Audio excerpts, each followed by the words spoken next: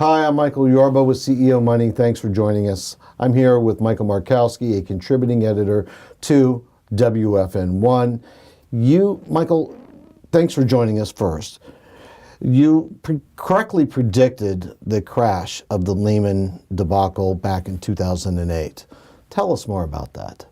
Well, that's one of the first really crashes that I predicted, and this is how it worked. In 2001, after Enron crashed and burned, that horrible death with 28 analysts recommending its stock in December of 2001, I did an autopsy on Enron, and I discovered the anomaly in its financial statements.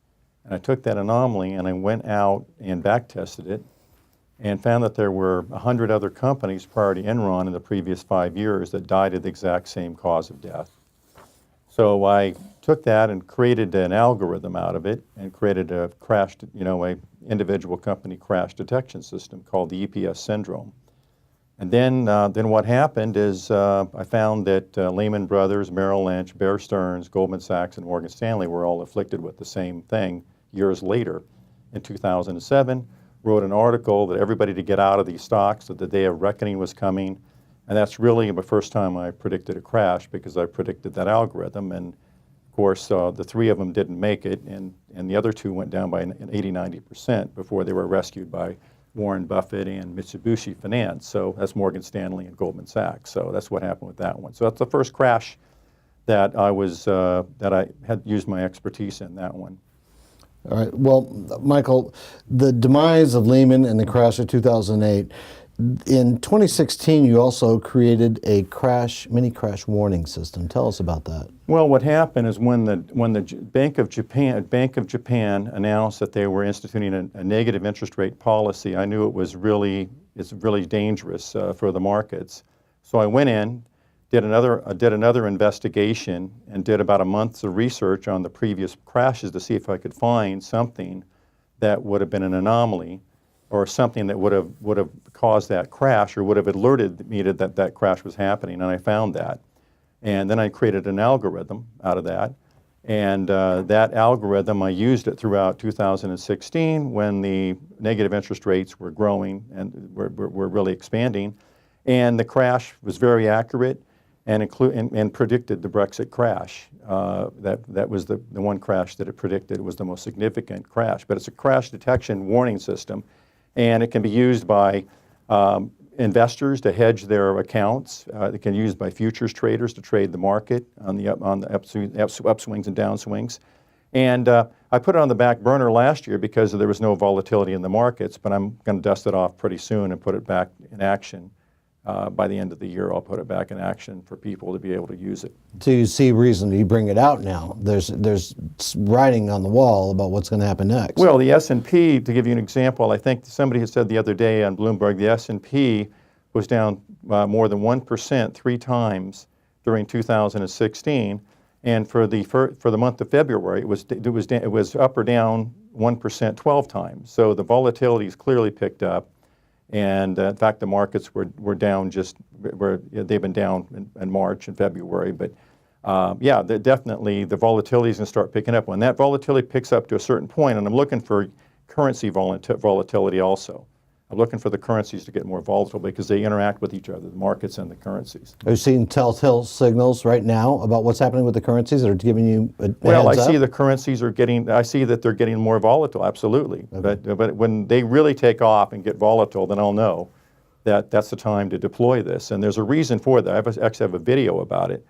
And it's because of the yen becomes everything trades against something in the world. Right. You're a trader. Okay. Yes, I'm trading. So currencies trade in pairs. So, when you know the market's going to crash and you're a foreign investor, there's investors in 200 countries in the world. Right. What currency do you want to, if you're going to short the dollar, because if the market's going to crash, the dollar's going down, what's the best currency you want to be long?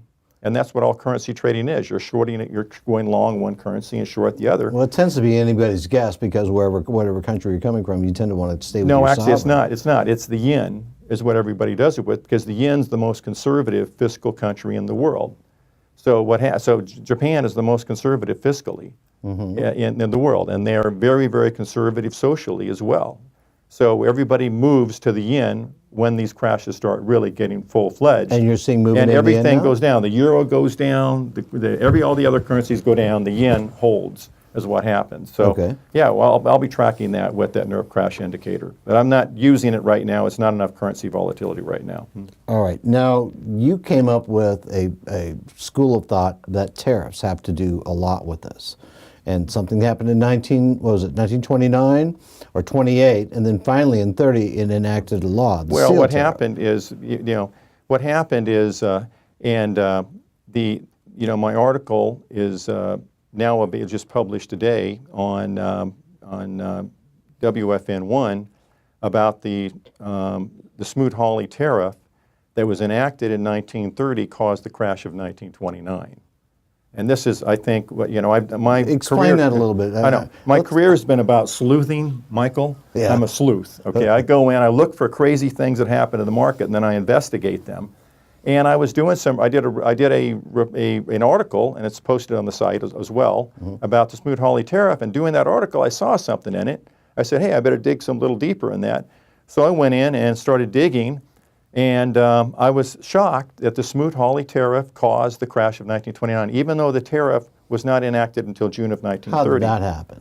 Well, what happened is Herbert Hoover ran when he ran for president, on his campaign pledge was to enact tariffs for the farmers.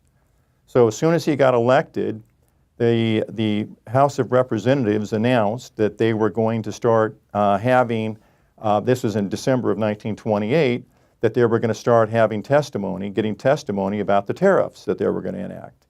When that happened, if you look at the chart here, I've got right here, the market crashed, okay, on that news. And then what happened is the market went along, and then when in March of the next year, in 1929, one of the Republicans, one of the congressmen or one of the senators came out and said, hey, we think that the tariffs are going to be brought, where it's going to be hard to narrow the scope of these tariffs. In other words, everybody was hoping, the market was hoping it was only going to be agricultural, but it could have been more, okay? So then what happened is the House came out, and if you look at this chart here, the House came out in May of 28, and it passed its version of a broad tariff and taking all goods and services as well as agriculture. And the market, you can see the market crashed again here by this chart. So that's what happened that led up to the crash. Those are the three pre-crash things that happened. But there was a thing there where the market was definitely, investors were really spooked about these tariffs. There's no doubt about it. Every time that any announcement was made, that's what happened. And then of course you had the crash of October 29. Well, when they finally passed the bill, that's when the long trend ensued. So you're saying that what was I'm saying to you, so here's what happened next. And what happened next is the fourth crash happened in 1929. Now, in October of 1929. So the market peaked in September of 1929, early September the 3rd. The reason, there was rumors, or there was news out there that the Republicans were going to work on their version of the bill, start the work version. So that spooked the market, but it didn't cause a crash. But what happened is on October the 23rd, the Senate and the Finance Committee and the Republicans and the Democrats that were trying to get this thing done, then the market believed they were going to pass a narrow version of the tariff. Okay, a narrow, just agriculture. Right. Well, what happened is at the last moment on October the 23rd, which is the day before Black Thursday, in the last hour of trading, the Senate announced that not only did they have the votes to pass the tariff, but the Democrats who were fighting the Republicans on the side for free trade switched, and they flipped, and now all of a sudden you had a solid majority of the Senate, and they wanted to go the full tariffs instead of the narrow tariffs. So the market crashed big time in the last hour on October the 23rd, and then the next day was Black Thursday. But that's nowhere in the history books. That's what caused Black Thursday, was what happened with the Senate switching its position there. So are you saying that these tariffs that happen, that same kind of pattern is reoccurring right now in our economic? Well, I'm saying to you, if you look, let's do a little further investigation here. So here's what happens. So the market crashes, and the market crashes, and finally the Senate was going to vote, was going to hold its vote. The Senate had the votes. They announced they had the votes on October 23rd.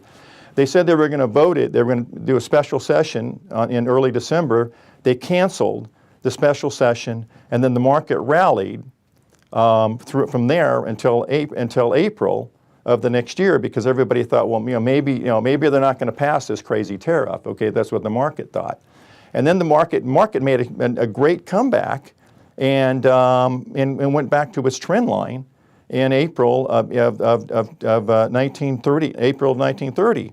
Well, the next thing that happens is 1,028 economists all signed petitions asking Herbert Hoover in early May to basically veto the tariff. Now, if you see here on there's another example. The market crashes again. Here's another look at this chart here. Okay, then what happens? Hoover. There was no word from Washington whether he was going to veto it or not. Market continues to move along, not sure what was, just like it is going on today, with all this stuff. So then what happens is Congress and everybody gets together, passes the tariff in June of 1930. And the president announces, as soon as the president announces that he's not going to veto it, the market, you can look at the chart here, just went right through all of its old support. I mean, you're a trader, you see this stuff. Yeah. It just went right through its all support. It went right through support, and then down to a 89% low from the high in the middle of 1932. What do you think is going to happen now? Well, I think that now, I think the key is people would argue that, well, that was 100 years ago, okay? But it's different this time. Yeah, everybody argues this is different this time. But you look at this chart. Look at Bush enacted a steel tariff in 2002, and on the first anniversary date of the tariff being enacted, the market was down 28%. He abolished the tariff shortly thereafter.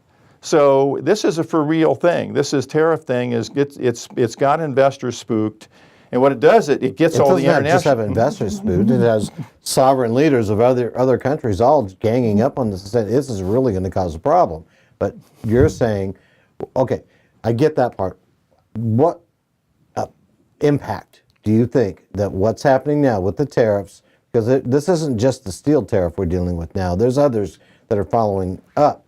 What impact do you think that is going to have on the market? Obviously a pullback, but what size of an impact? I think that the market, because is already ripe for a significant, I'm going to say crash, okay? 9-year rally, you should have something. Yeah. Well, I'm saying the market's already poised because by all standards that have mathematical standards, and I'm a mathematician. I'm looking at the math and I'm looking at the market historically over time and looking at ratios and all that stuff. It's way overvalued compared to anything. Okay, and it's prone right now. If you look at this table here on bull and bear markets over the last 200 years, take a look at this thing. You can see there's an even number of bulls and bears. This covers every year, this table. If you see it right there, it covers every year since 1806. And that table shows all the bulls and bears for the last 200 years, and they offset each other. Bull markets are followed by bear markets. So a bull market is when the market gets where optimism is great. Everybody's optimistic. In the Roaring 20s, everybody's optimistic. Then it's followed by a period where everybody's pessimistic. That's just the way the market works. So right. We've had one of the most optimistic periods you could possibly have. And the market's long in the tooth. So is there still a little maybe that could be squeezed out of it? Maybe, but I'm predicting that the market will go down at least 60-70% from its highs and could correct at least 50% this year. And this chart here, let's take a look at this chart here, and this is the bubbles. There's a video on the site that we have posted on the site about these bubbles. It explains how these bubbles work. Look at the bubble on the far right side here. This thing is expanding. This is a bubble that comparing the valuations of the bond market, of the stock market over the last 15 years, and you can see that every time it gets excessively overvalued, they come back together. I was going to ask you about the integration of what's happening with the bond market, with the interest rates right now, aside from the tariffs. Do you see that as adding extra impact to this? Oh, absolutely. The bonds, yes, the bonds are going to go up. There has to be something to close the gap in the bubble. Either the stock market goes down, or the bond market goes down.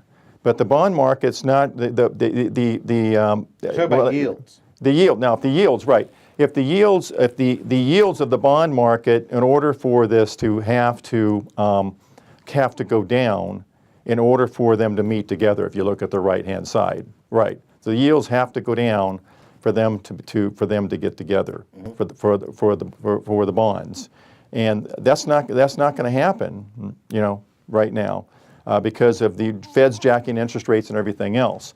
But there's, this bubble video has other bubbles on there too. This is not the only bubble. There's other distortions as well. Now, not to dwell on this forever, but you also, if I recall correctly, got out and ahead of the panic and told people that they should be buying into one of the last crashes, right?